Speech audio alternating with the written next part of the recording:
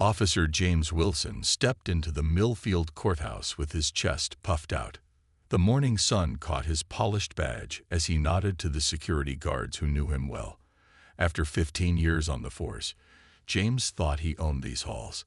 His heavy boots made loud sounds on the marble floor as he walked to the courtroom. "Morning, Wilson," said the court officer, opening the door for him. "Morning, Pete. Another day dealing with the troublemakers," James replied with a smirk. The courtroom was filling up with people. James didn't like how many community members showed up for these cases. In his mind, they just made his job harder. He took his seat near the front, where officers usually sat, and looked around with cold eyes at the crowd. What James didn't notice was Maria Johnson sitting quietly in the back row. She wore a neat gray suit and had her hair pulled back in a professional bun. Papers were spread neatly on her lap as she read them with great care. Maria was new to Millfield, but not new to police work. She had 20 years of experience in big cities like Chicago and Atlanta. She had earned many awards for her work making police departments better and fairer. Now she was in Millfield for a very important reason, but almost no one in the room knew why. The judge was running late, so people moved around the courtroom, talking in small groups. James stood up to speak with another officer when he felt someone bump into his back. His coffee cup tilted, sending hot brown liquid down his clean uniform shirt. "What the?" James spun around to see Maria standing there. "I'm so sorry, officer," Maria said quickly. "I didn't see you turn around." James looked down at his stained shirt, then at Maria. His face changed. The polite mask he wore for most people dropped away. His eyes narrowed and his mouth twisted into a sneer. "Watch where you're going," he said, his voice getting louder with each word. People nearby stopped talking to watch. "You people are always causing problems."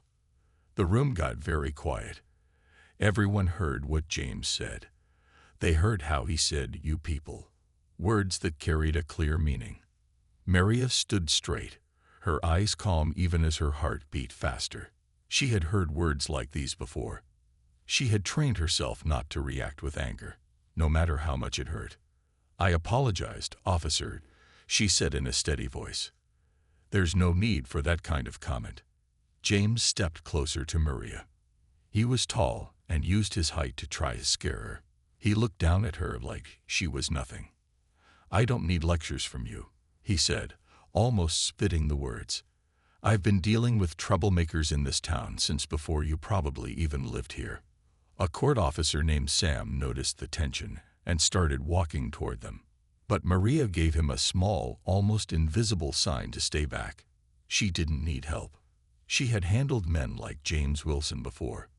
"Have a good day, officer," Maria said simply. She picked up her papers and moved to another seat. James watched her walk away, still angry about his shirt. He had no idea who she was.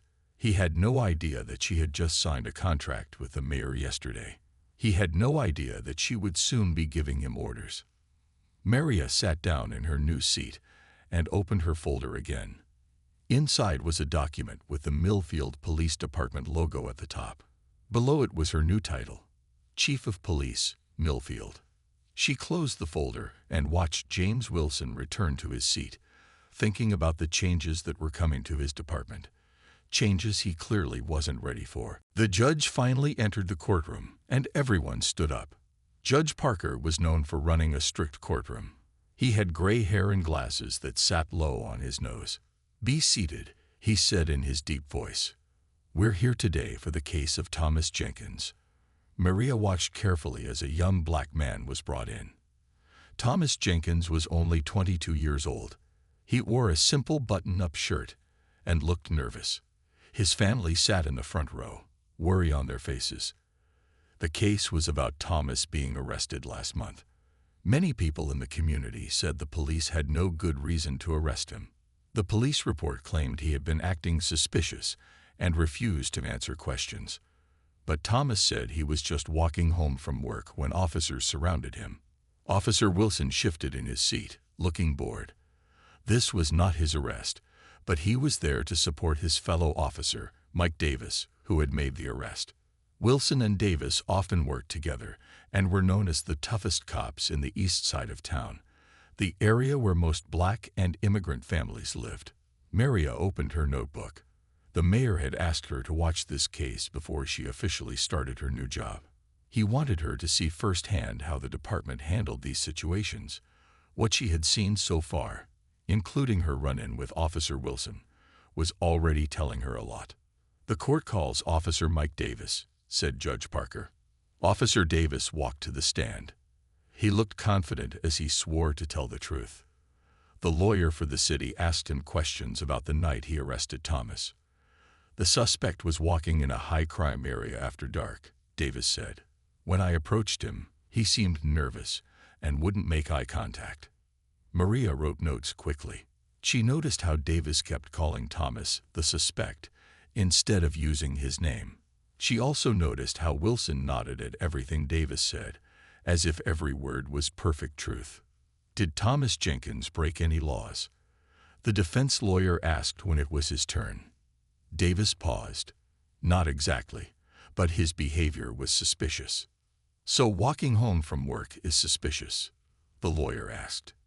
"Objection," said the city lawyer. "I'll rephrase," said the defense lawyer. "Officer Davis, what specific law did Mr. Jenkins break that night?" Davis looked uncomfortable.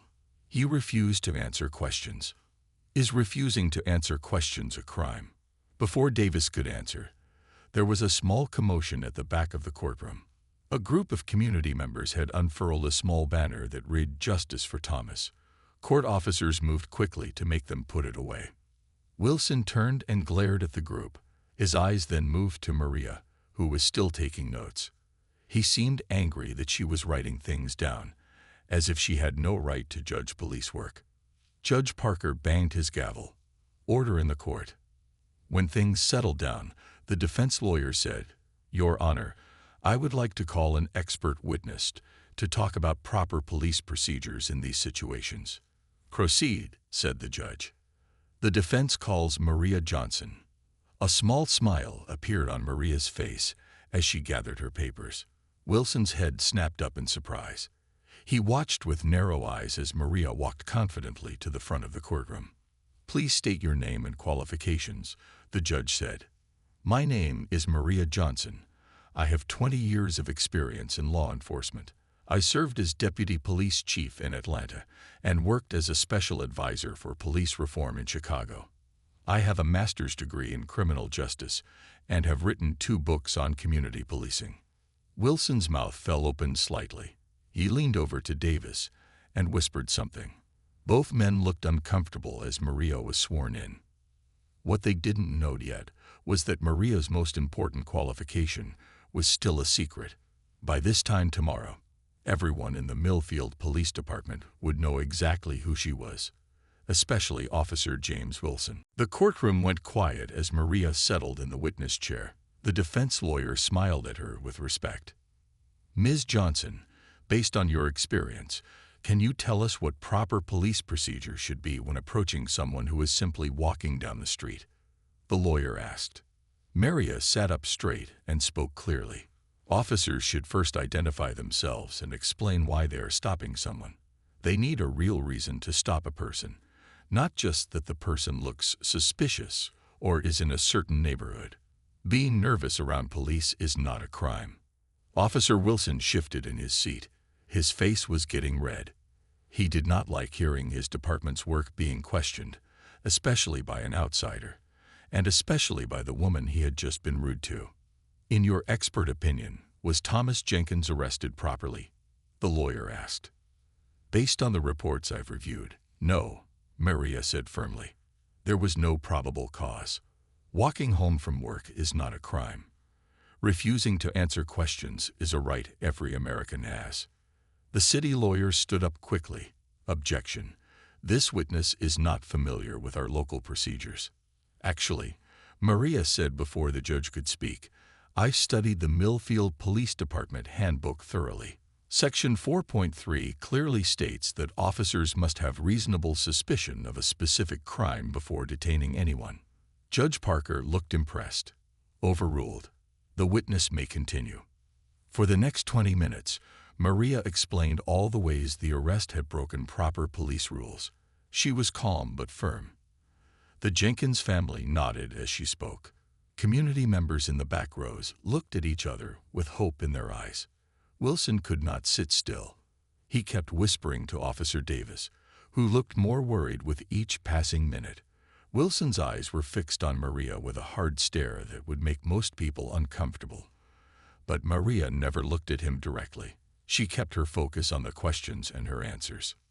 "No further questions," the defense lawyer finally said, looking pleased. The city lawyer stood up. "Ms. Johnson, you've worked in big cities. Millfield is different. Our officers know the streets better than any outsider could." "Policing principles are the same everywhere," Maria answered. "Respect, proper procedure, and community trust are universal values in law enforcement. Aren't you just another expert who flies in, criticizes hard-working officers, then leaves without understanding the real challenges?" The lawyer pressed. Maria smiled slightly. "I believe in understanding departments from the inside. That's been my approach throughout my career." Officer Wilson smirked at this answer. He nudged Davis and whispered something that made both men snicker. The judge frowned at them. When court took a short break, people gathered in small groups in the hallway. Maria stood alone, checking her phone. She had a text from the mayor, all set for tomorrow's announcement, 9 a.m. sharp. She smiled and put her phone away just as Wilson walked by with Davis. Wilson purposely bumped into her shoulder as he passed. "Oops," he said with a fake smile. "Guess you people need to watch where you're standing too." Davis laughed, but looked a little uncomfortable. A few people nearby heard the comment and looked shocked. Maria turned to face Wilson. "Officer, I didn't catch your badge number earlier. What was it again?" Wilson's smile dropped. "Why do you need my badge number?" "Just for my notes," Maria said calmly.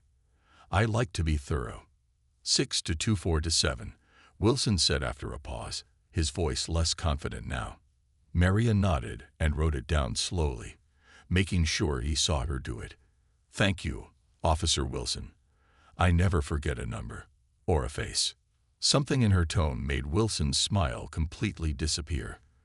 For the first time that day, he looked uncertain.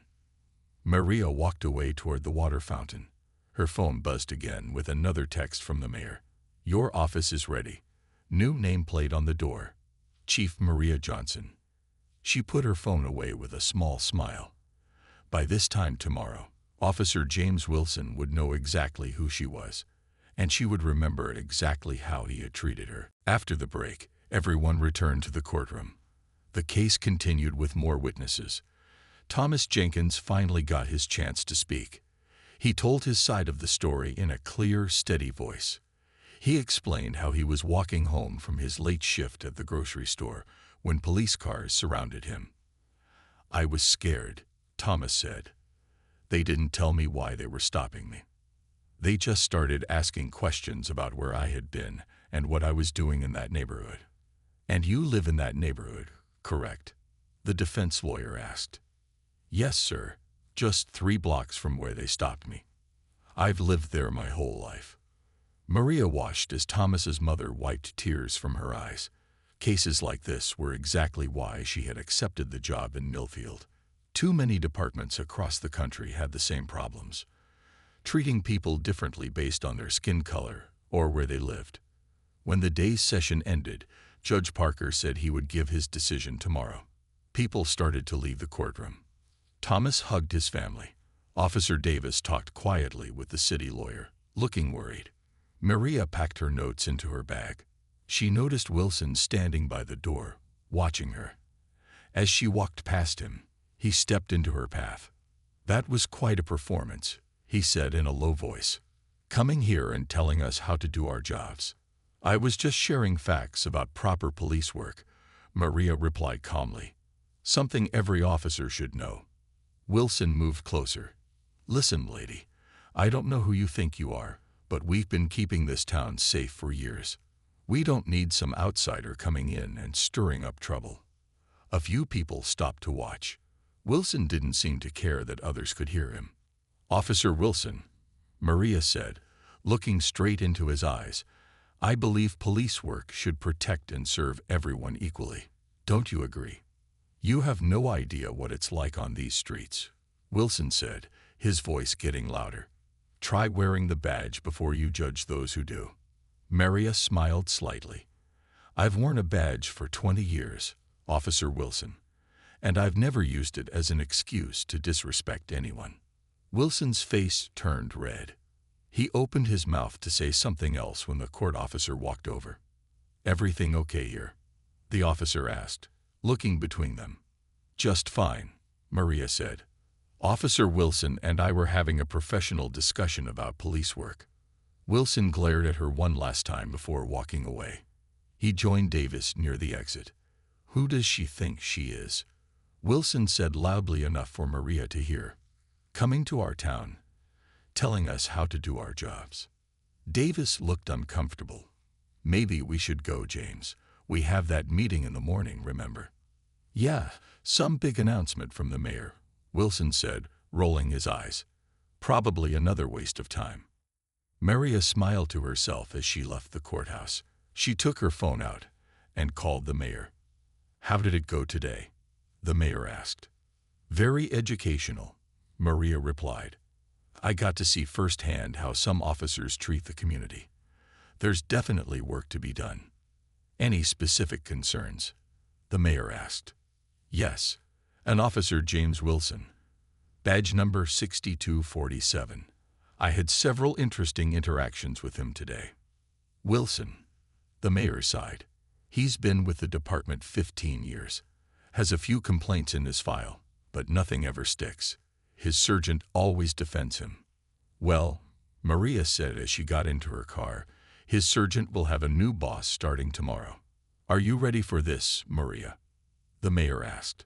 "Some officers won't like having an outsider come in and change things, especially a woman. Especially a black woman." Maria watched as Wilson and Davis walked to their patrol car across the parking lot. "I've faced resistance before, Mayor. Change is never easy, but it's necessary. The press will be there tomorrow for the announcement," the mayor said. 9 a.m. sharp. "I'll be ready," Maria said. "And so will Officer Wilson, whether he knows it or not." The next morning came with bright sunshine. Maria woke up early in her new apartment. Boxes were still stacked in corners, waiting to be unpacked. She had moved to Millfield just a week ago and had barely had time to settle in. She stood in front of her closet, thinking carefully about what to wear. Today was important. First impressions mattered, especially for someone in her position. She chose a dark blue suit that looked professional and strong. As she put on her silver police chief badge, she thought about the day ahead. Some officers would welcome her. Others would resist. And Officer Wilson would be in for quite a surprise. Across town, Wilson was getting ready too. He stood in his bathroom, looking tired. He had not slept well. Something about that woman from court bothered him. The way she had asked for his badge number.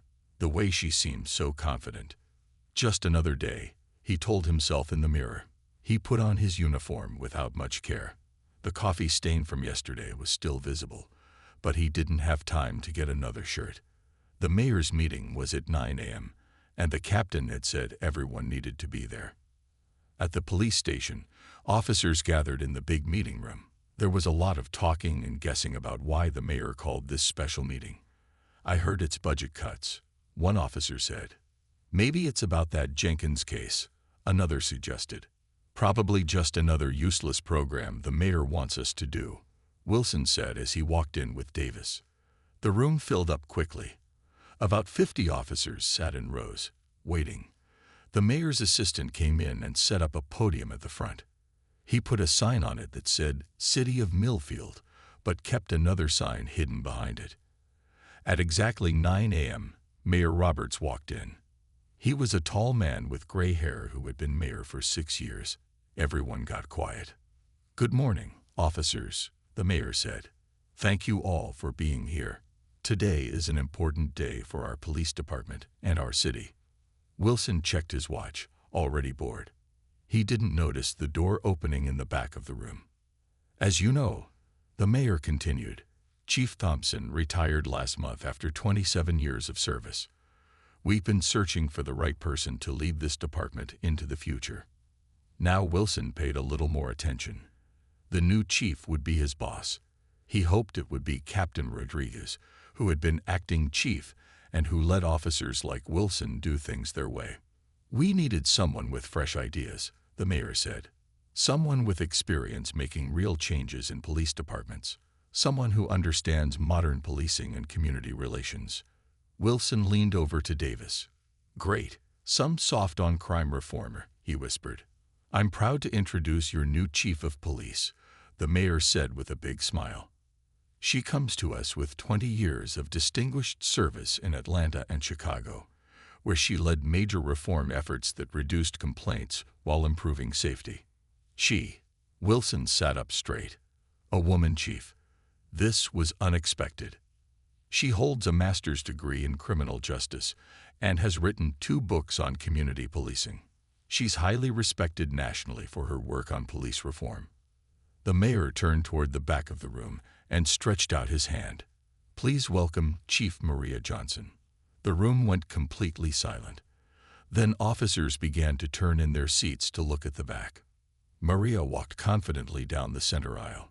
She wore her dark blue suit with her new chief's badge shining on her chest. Her face was serious but calm. Wilson's mouth fell open. His face went pale. It was her, the woman from court, the woman he had pushed, the woman he had insulted, the woman whose coffee he had knocked over.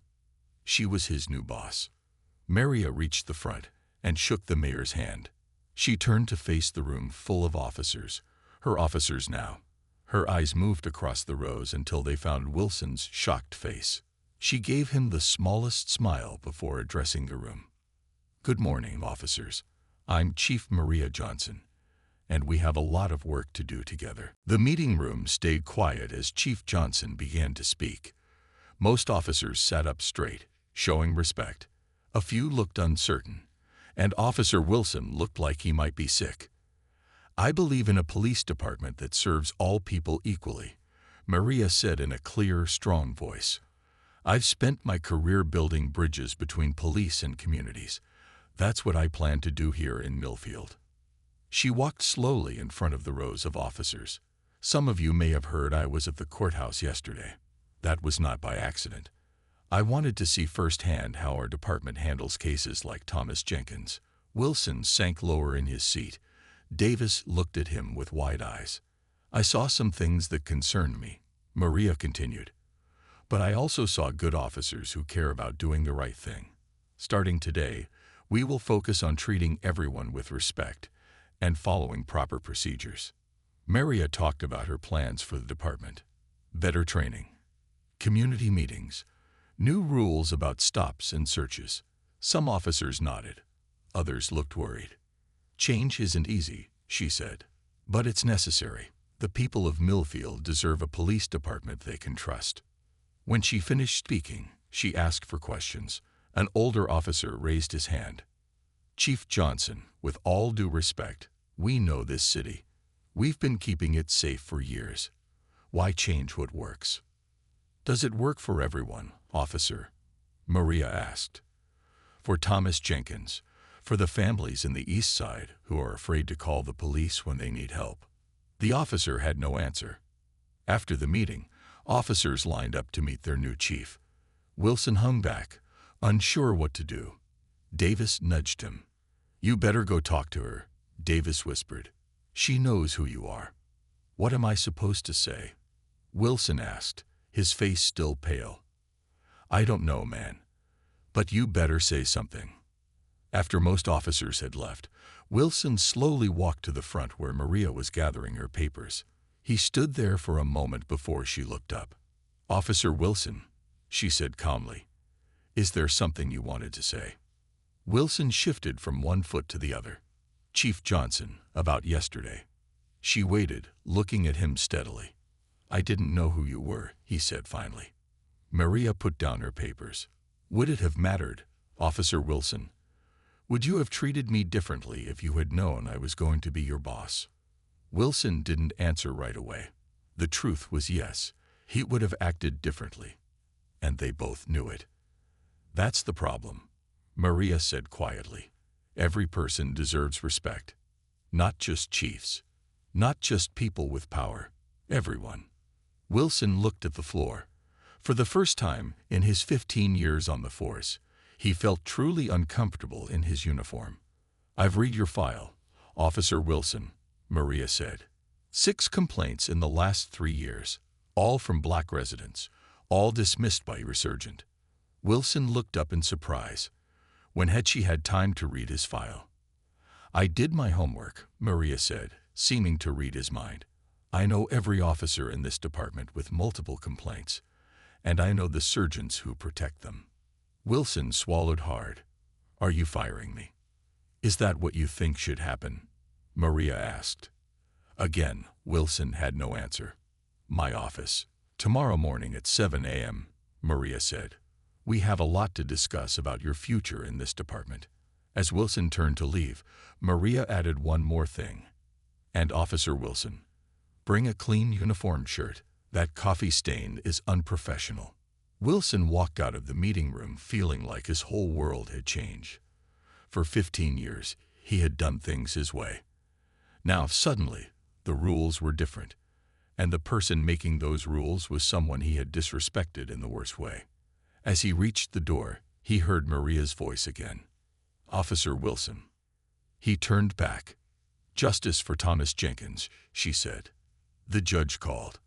All charges have been dropped. Wilson barely slept that night. His mind kept replaying everything that had happened. The coffee spill, the things he had said, the way he had treated Maria Johnson without knowing who she was, and now she was his boss with the power to end his career. At 6:45 the next morning, Wilson sat in his car outside the police station. He wore a clean uniform with a freshly pressed shirt. He had even polished his badge. He stared at the building, wondering if this would be his last day as an officer. At exactly 7 a.m., Wilson knocked on the door of the chief's office. The new nameplate already hung on the door. Chief Maria Johnson. Come in, Maria called. Wilson entered to find Maria at her desk, reviewing files. The office looked different already. The old chief had hunting photos on the walls. Maria had replaced them with her degrees and awards. There was also a large map of Millfield with different colored pins marking areas of the city. Sit down, Officer Wilson, Maria said without looking up. Wilson sat in the chair across from her desk. He noticed a thick folder with his name on it. Do you know why you're here? Maria asked, finally looking at him.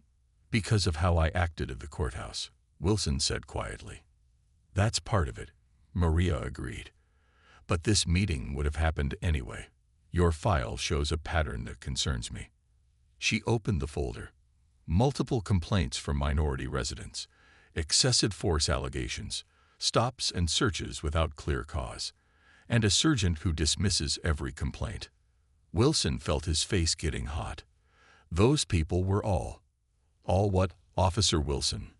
Maria interrupted. All troublemakers. All people who don't deserve the same respect as everyone else. Wilson fell silent. Here's what's going to happen, Maria said, closing his file. You have 2 choices. First choice. You resign today. Clean break. No mark on your record about why you left. Wilson's stomach tightened. And the second choice. Maria leaned forward. You stay. But things change. You go through new training. You work with Officer Diaz in community outreach. You learn to police differently. Wilson was surprised. You're not firing me. I didn't come here to fire officers, Wilson. I came here to fix a broken system. Firing you would be easy. Changing you, that's the real challenge. Maria stood up and walked to the map on the wall. See these red pins? These mark locations of complaints against our officers. Notice anything? Wilson looked at the map. Most of the red pins were in the east side, where most black and immigrant families lived. Now look at these blue pins, Maria continued. These mark where our officers live. Most blue pins were on the west side, the wealthier, wider part of town. How can we serve communities we don't know? Maria asked. Communities we're afraid of. Communities we look down on. Wilson had never thought about it that way before. So what's your decision, Officer Wilson? Maria asked. Leave or change? Wilson looked at her for a long moment. Why would you give me a second chance after how I treated you? This isn't about me, Maria said. It's about what's best for this department and this city. You've been here 15 years. You know these streets. That experience has value if it can be redirected. She sat back down. But make no mistake, Officer Wilson. This is your only chance. One more complaint, one more incident like what happened at the courthouse, and you're done. I'll have your badge myself. Wilson thought about his options. 15 years on the force. It was all he knew, all he had trained for. I'll stay, he said finally. I'll do the training. Maria nodded. Good. You start tomorrow with Officer Diaz. East Side Community Center, 8 a.m. sharp. As Wilson stood to leave, Maria added, and Officer Wilson, this conversation stays between us. I won't embarrass you in front of other officers, but they'll be watching how I handle incidents like the courthouse. They need to know I'm serious about change. Wilson nodded and turned to leave. One more thing, Maria said. I believe people can change, Wilson. I've seen it happen, but you have to want it. As Wilson walked out of the chief's office, he felt something he hadn't felt in a long time. Uncertainty. His world had been turned upside down, and he wasn't sure if he could become the kind of officer Chief Johnson wanted. But for the first time in 15 years, he was going to try. The next morning, Wilson drove to the East Side Community Center. He had never been there before, even though it was in the area he patrolled. As an officer, he had driven by it many times, but had never gone inside. The building was older but well kept. A mural on the side showed children of different colors holding hands. Wilson parked his personal car rather than his police cruiser. Chief Johnson had been clear about that. Today he wasn't there to arrest or intimidate. He was there to listen and learn. Inside, Officer Diaz was waiting. Elena Diaz was a 10-year veteran of the force who had grown up in this neighborhood. She was respected both by other officers and by the community. Morning, Wilson, Diaz said. Didn't expect to see you here. Chief's orders, Wilson mumbled. Diaz nodded. She talked to me yesterday, said you might be joining the community program. Wilson looked around the center. Children were arriving for a morning program. Some adults were in a classroom taking English lessons. An older woman was organizing a food pantry. What exactly do we do here? Wilson asked. We connect, Diaz said simply. These people need to see us as helpers, not threats. For the next 3 hours, Wilson followed Diaz around the center. She knew everyone by name. She helped an old man fill out forms. She played basketball with some teens. She talked to parents about their concerns. Wilson mostly watched. He felt awkward and out of place. This wasn't what he thought police work was about. During lunch, they sat with some of the teenagers. One boy named Marcus kept looking at Wilson with distrust. I know you, Marcus finally said. You stopped my brother last month for no reason. Wilson remembered the incident. A young man walking at night. Wilson had made him empty his pockets and stand against a wall while he ran his ID. I was doing my job, Wilson said defensively. Your job is to harass people who look like me, Marcus asked. Diaz gave Wilson a look that said tread carefully. Wilson took a deep breath. I was responding to a call about suspicious activity in the area. My brother was walking home from work, Marcus said, just like Thomas Jenkins was. The name hit Wilson hard. Thomas Jenkins, the case that had brought Chief Johnson to the courthouse. The case that had changed everything.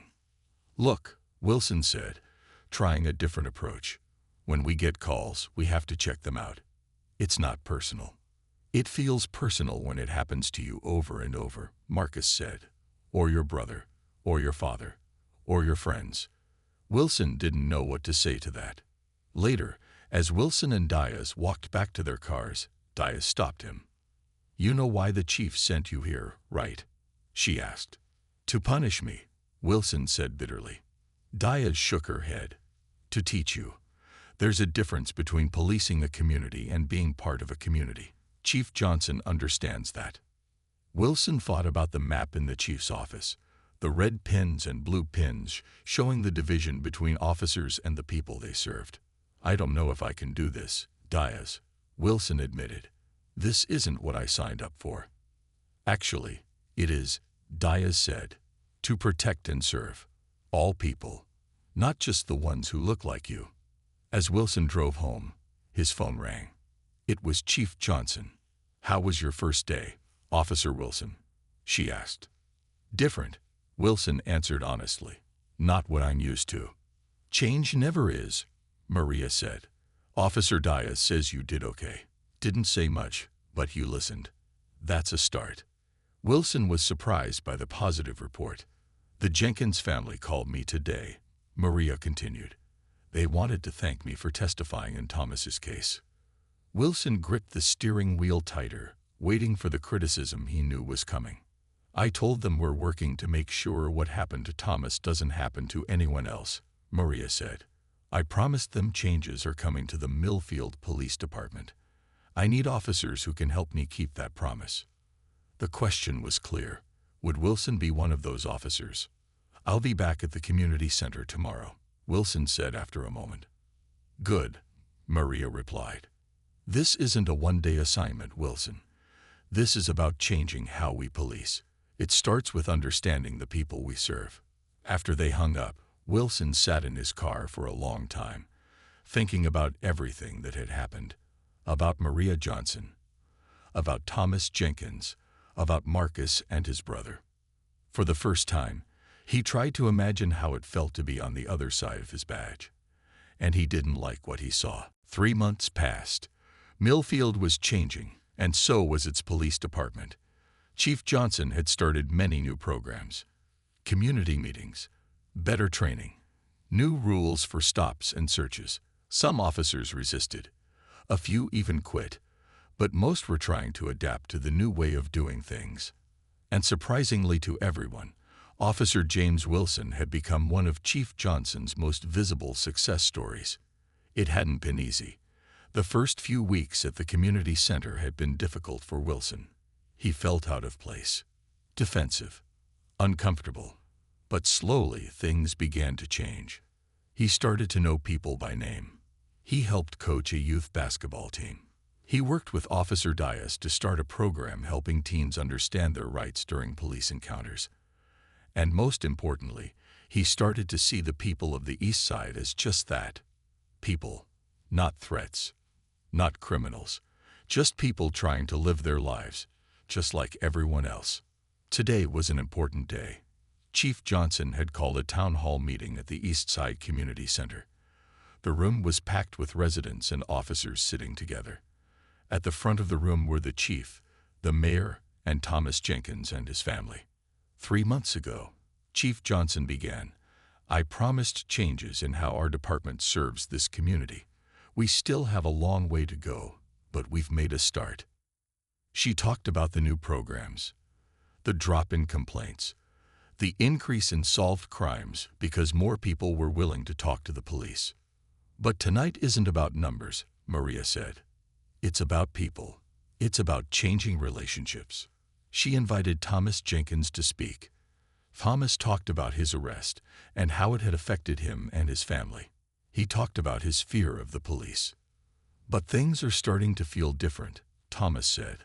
"I'm starting to think maybe the police can be here for us, not just against us."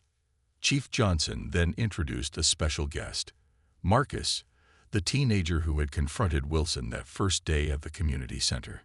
"When Officer Wilson first came to our center, I didn't trust him," Marcus said honestly.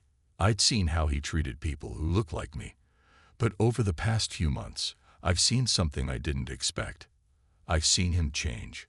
Wilson sat in the back of the room, surprised by Marcus's words. He hadn't expected to be mentioned. "Officer Wilson, would you come up here?" Chief Johnson called. Wilson hesitated, then slowly walked to the front. He stood next to Marcus, feeling eyes from the whole room on him. "Officer Wilson has something he'd like to say," the chief said. Wilson hadn't prepared for this. He looked at the crowd, at Marcus, at Thomas Jenkins and his family, and finally at Chief Johnson. She gave him a small nod of encouragement.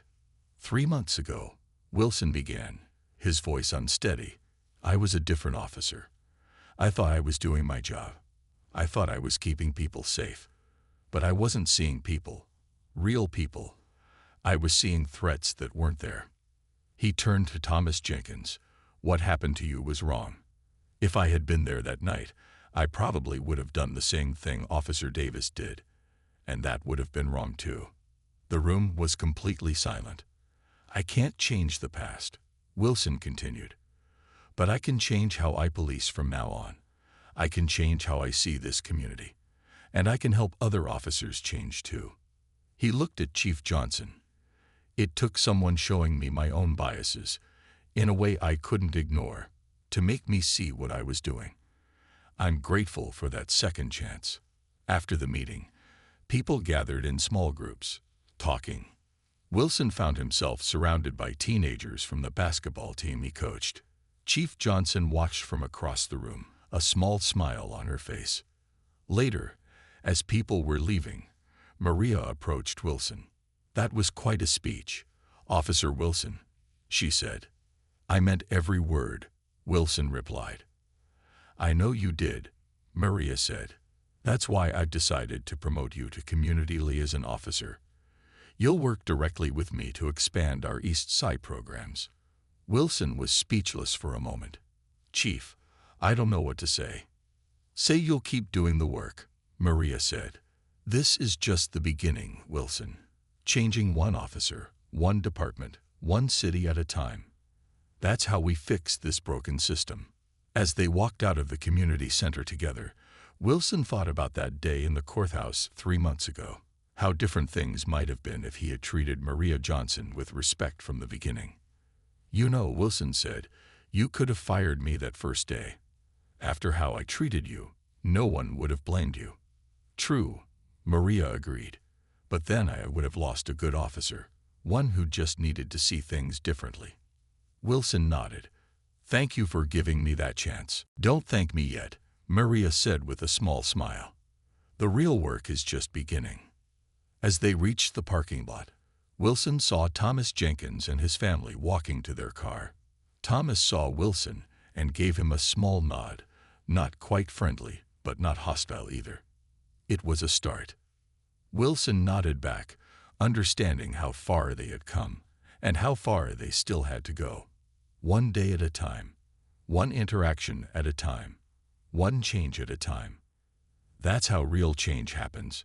Not all at once, but slowly, person by person, officer by officer, community by community. And in Millfield, that change had started with a chance encounter in a courthouse between a biased officer and a black woman he never expected would become his chief.